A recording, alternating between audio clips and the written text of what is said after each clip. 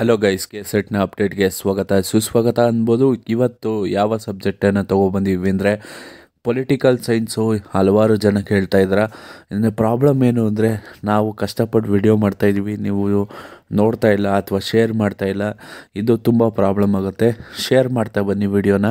ಈಗ ಜಿ ಎಮ್ಗೆ 148 ಇದೆ, ಎಸ್ ಟಿಗೆ 134 ಇದೆ, ಎಸ್ ಟಿಗೆ 140 ಇದೆ, ಕ್ಯಾಟಗರಿ 1ಗೆ 140 ಇದೆ. ಇದು ಪೊಲಿಟಿಕಲ್ ಸೈನ್ಸ್ ಬಗ್ಗೆ ಮಾತಾಡ್ತಾ ಇದ್ದೀನಿ. ಇದು ಬಹುತೇಕ ಇದೇ ಕಟ್ ಆಫ್ ರಿಟೈನ್ ಆಗುವ ಚಾನ್ಸಸ್ ಇದೆ.